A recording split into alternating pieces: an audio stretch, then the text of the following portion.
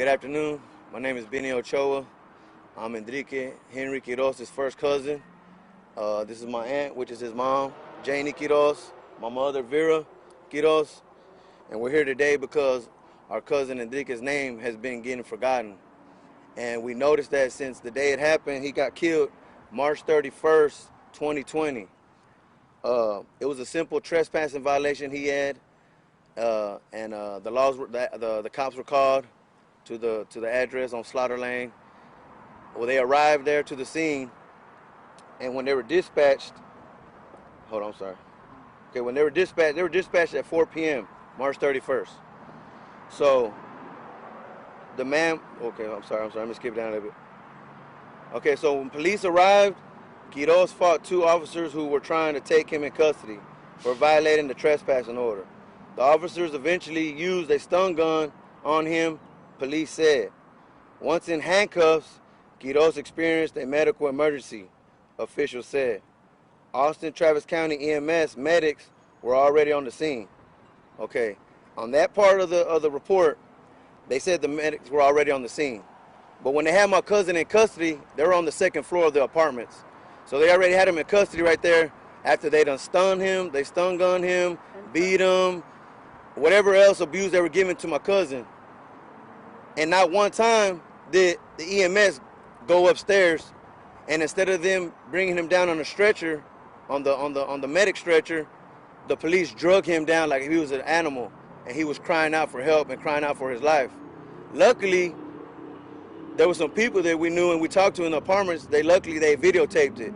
So we got video of them dragging him down the stairs, him yelling for his life, pleading for his life. And we got the video all the way to when they got him downstairs, and they're all hovered around him still, abusing him, tasing him, doing all this stuff to him, when in the report they're saying that he had a medical emergency. So that tells me, okay, so then why didn't EMS bring him down the stairs? Why didn't EMS attend to him yet? Why didn't EMS do this and do that? The APD sat there and continually to beat him, tase him, doing all this bad stuff to him, and they caused his life, and he died in their custody and in their hands. Now, my cousin never had any medical problems, never had nothing. He's a non-violent person. Don't get me wrong, he's not perfect, but at the same time, he didn't come here on a violent situation. It was a simple trespassing. So how is somebody gonna die from violating the trespassing? Even if, he might have said, I'm not gonna leave because I'm here with my kids or whatever. But still, at the same time, there was no need to die over a trespassing violation, no matter what you say. So the cops, like I said, they continued to keep beating him. They continued to abuse him while he was already down the stairs. On top of that, like I said, the medics never attended to him at all. Never. And they were on the scene, they were everywhere, but they didn't do nothing for him. So, in saying that, the justice that we're trying to get for our family and for our cousin and my aunt's son, her only son at that, her only son. And he's a father, he's an uncle, he's a grandpa. He got many family members that love him. And we're sitting here today because we haven't gotten any justice. We haven't even got the simple things like, where's the police report at? Where's the body cam at? Where's the autopsy report that we can't even get? And we're steadily pushing and trying to get this stuff, and they're just willing us. They're just avoiding us. We got a lawyer, and he's doing the same thing. He's steadily pushing the issue. Where's the body cam? Where's this? Where's that? With the autopsy report, first and foremost. And we're not able to get any of that. And we're like, okay, so why are y'all hiding? Why are y'all steadily avoiding what's going on at hand? An innocent life was taken by the APD, just like Mike Ramos, and just like everybody else has lost their lives. And luckily with social media, we were able to put it on there and get the word out, and thousands of people, I'm talking about over like 10,000 people done reached out and are helping us, and at the same time knocking on the doors of the city of Austin, the APD, the internal investigations, the APD investigations, everybody that got to do with investigating APD and what's going on. And we still can't get the answer that we're trying to get is why and where's the autopsy report, the body cam, and the police report. We can't get any of that, and that's why we're here today, to continue to get justice for my cousin Enrique, and to not his name let him be forgotten, and to understand that this ain't right, and we're tired of it, and we're standing up for what's right, that APD, any police department, anybody cannot just beat on people and expect that it's okay. Just because they have that power and have a badge and all that, you're supposed to protect and serve, not protect and kill, not protect, serve, and kill and all this other stuff. Y'all supposed to be protecting and serving. And once y'all already had him in custody, handcuffed, and y'all already overpowered him, there was no need to continue to tase him. There was no need to continue to keep beating him and all this stuff. Luckily, we got word from whenever we got his body to the morgue. The guy that looked at his body, he was like, man, he had a lot of bruising all over him. He had a big knot on his head, like super big knot on his head. And they were just like, man, that was a lot of stuff. And I was like, yeah, we didn't understand that.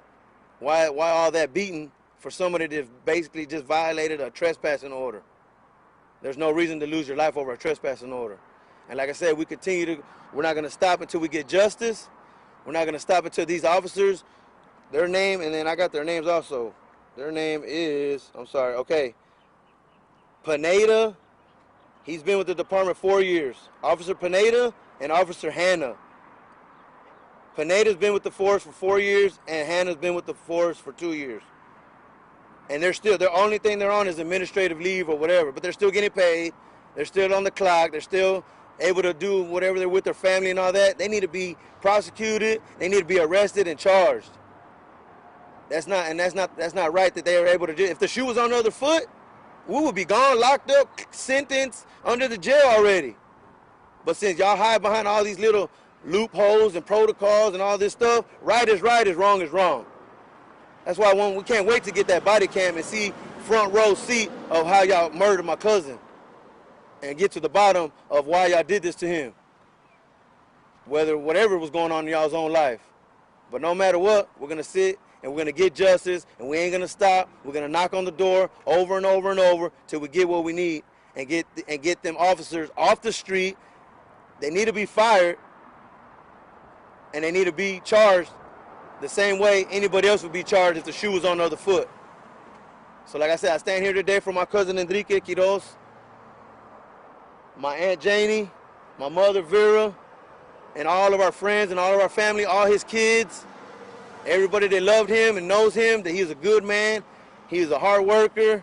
Yeah, like I said, none of us are perfect, but nobody deserves to die, not over something simple.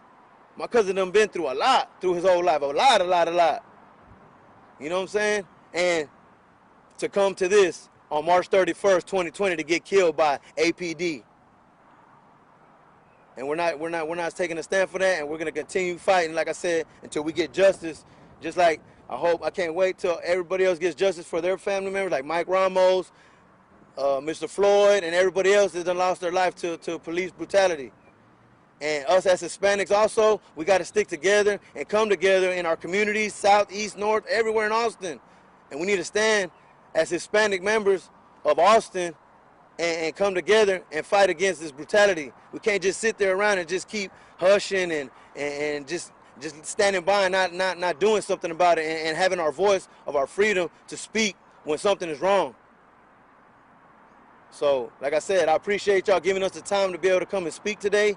Because like I said, this ain't the last time you're going to hear about this. We're going to continue pushing. We're going to continue getting justice for my cousin Enrique. And it ain't going to stop.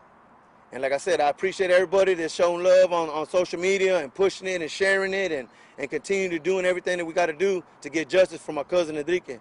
Because it wasn't right and it was wrong. Also, if y'all have any questions, I mean, fair to ask, whatever you want to ask. Benny, I'm curious, can you talk about who told you there were bruises on his body, and how do you know those bruises were from the altercation with police? Okay, so like I said, once Travis County autopsy place, wherever they take the body, the medical examiner place, so once his daughter was able to get the body released to her, his daughter Mercedes Quiroz, the mortician at the place, because he got cremated, so we got him cremated. But anyway, the guy, once they were getting them all ready, like however they prepare the bodies, and he told the daughter, he was like, man, look, I just want to let you know that when you come in to give us the clothes and do everything, that he's like, man, your dad looks real bad. He got a lot of bruising on him. His head got some real big knot on his head, and man, he went through a lot of trauma, a lot of brutally trauma on whatever happened to him on March 31st. What do you think police officers could have done differently? They said the reason why they used a taser was because he was non-compliant and Exactly. not following verbal commands. What do you think the officers could have or should have done differently? What they should have done differently was that, okay, you want to say he was resisting a little bit, he was whatever. Y'all overpowered him regardless. So once y'all overpowered him and y'all see that y'all already had the best of him, y'all have him in handcuffs, y'all got him, y'all all over him. This is his son right here. And this is his son Andrew. But yeah, once they had a hold of him already, why keep on tasing him? Why keep on beating you? Right, they had him custody, boom. But in their report, they said what? He went into a medical emergency. So right then and there, EMS should have been upstairs. IVs, checking him out, making sure he's all right, blood pressure in the stretcher bed and all that. That's what should have been happening. But we got the video of him, their officers dragging him down the stairs, him yelling for his life, crying for his life. And then once they got him downstairs, like I said, they're just all hovered around him, still tussling, like putting him like, you know what I'm saying, like handling him like an animal. His head was covered also, because I don't know, maybe he was spitting, because he probably was spitting, trying to gasping for air from all the, because you know when cops do what they do, we seen on video, I mean, look at Mr. George Floyd, what happened to him, you know what I'm saying? Look at the way they just do, they're just sitting there, like they're on a break, just killing a human being. When you watch that video, I saw it too, and I've heard, you can hear him groan and make noises. For the family to watch that later, what was it like for the loved ones to watch that? Well, only one that's watched it, I've watched it. Did you watch it? You watched it? And only a couple of us, but my aunt, my mother, they didn't want to watch it. They couldn't bear to see, my aunt couldn't bear to see his son, my aunt couldn't bear to see his nephew crying for his life. They didn't want to see, it was too graphic for them to see or even hear his voice pleading for his life, crying for his life. So they couldn't bring themselves to watch it. But I watched it because I cried when I seen it, because I was like, dang, what's going on? Y'all said he went into a medical emergency. Why are y'all continually to beat him and drag him down the stairs? I just didn't understand. They totally handled that wrong. And if that's in their training, then whoever's training them, they need to get a new job. They need to get a new trainer. Because like I said, once you already subdue somebody, you got them already under control, handcuffed, there's like freaking no telling how many cops were on the scene, but the two officers that were actually handling him, 2 people on one. I mean, you already got him down. I mean, what else do you need to do? Even if I'm moving my shoulder, you got me hogtied, you got me handcuffed. If I'm moving like this, what? I'm resisting? Dang, it's uncomfortable. I don't know if anybody's been hogtied before. You know what I'm saying? They should try it on one of their members to see how they like it. But yeah, they totally handled that wrong, and they use their strength and their power too much. They used too much excessive force. There was no need for it. For a simple trespassing call, he had no weapons on him. He didn't have nothing on him. He didn't have nothing on him.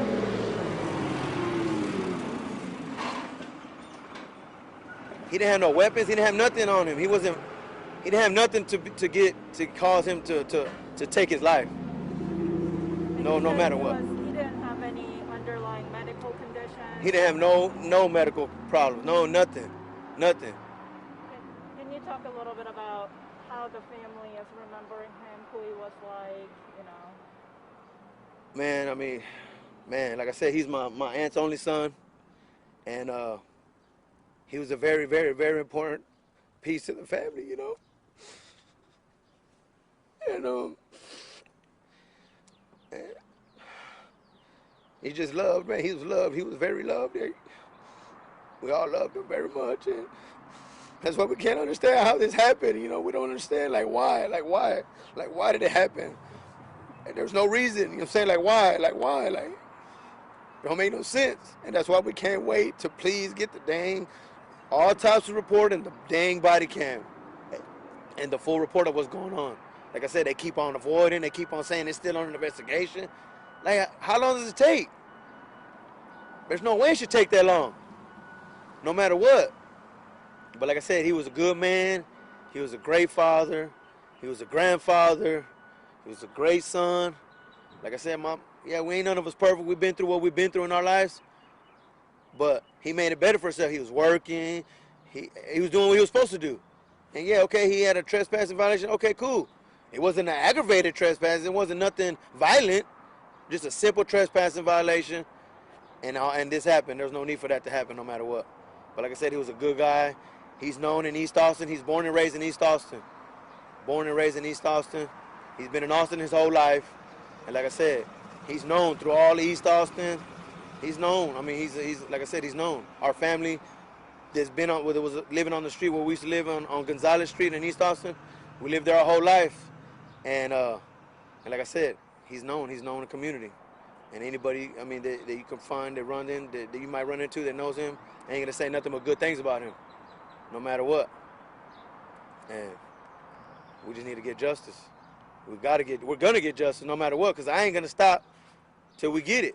And no matter what's going on, we're gonna keep on knocking on the door. Like I said, we've been kind of like standing back these couple months since March, after we did the funeral, after we did all that stuff, especially with the pandemic going on. We understand that too, you know, and I know that might have slowed some stuff up, but I mean, we see the news. You see other things that things are progressing for them, and I'm thankful that things are progressing for Mike Ramos, Mr. Floyd, everybody. I'm glad, but we're us too. We need to get our progress. We need to get our progress, and we need to get our justice for our cousin Enrique. And like I said, we're not going to stop until we get it. And that's it. And that's it.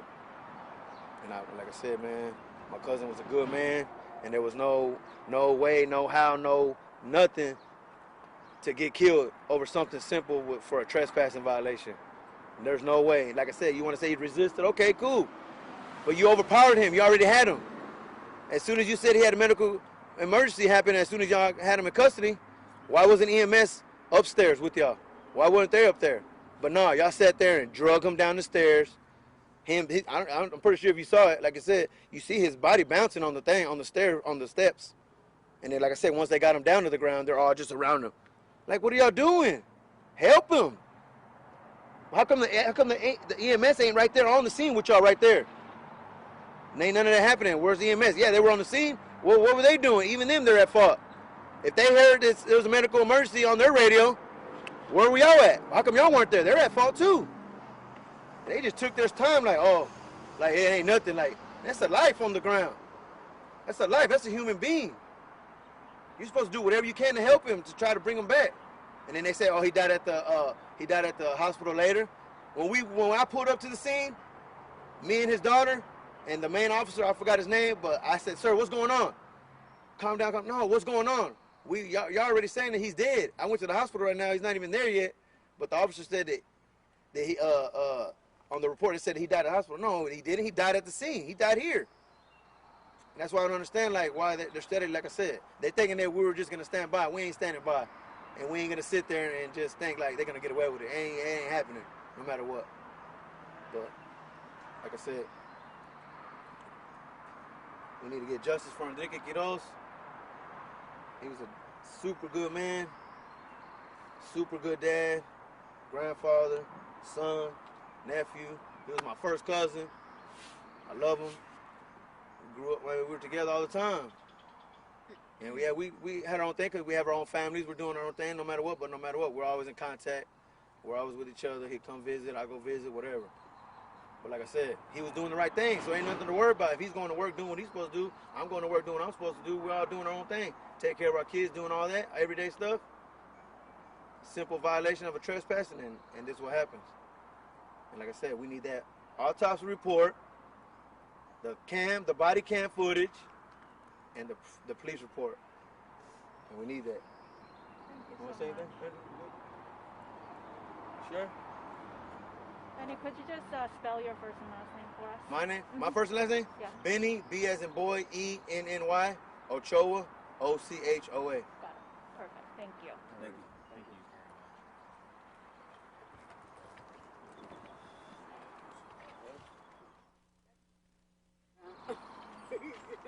Get them back in the air conditioning. Yeah. Yeah.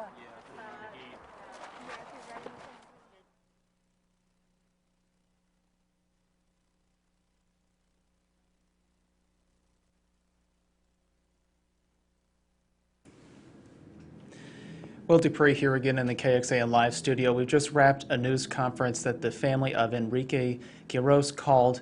They're outside an apartment complex where he died after being in police custody earlier this year.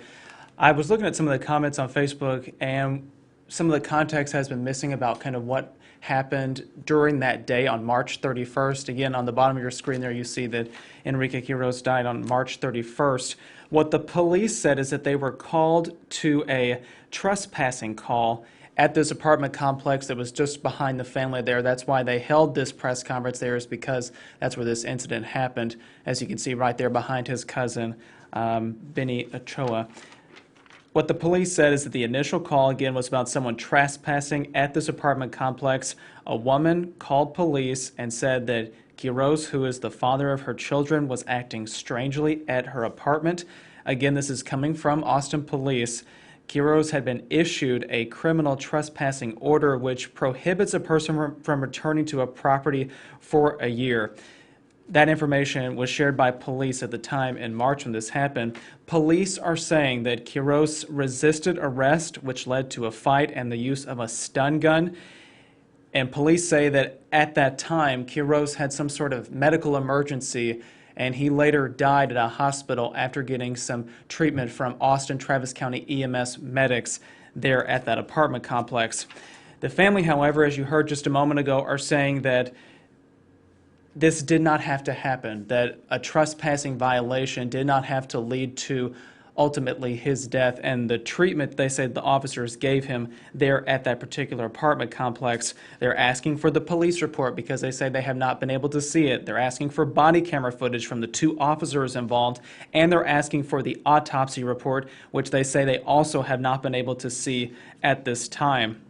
We did reach out to District Attorney Margaret Moore, and she said that she was unable to comment at this time because this is an ongoing active investigation. So that was all that was able to be shared right now. Austin Police also said the two officers involved with this particular situation are now back on the job. They were on administrative leave for a while, but they are now back on patrol and at their jobs.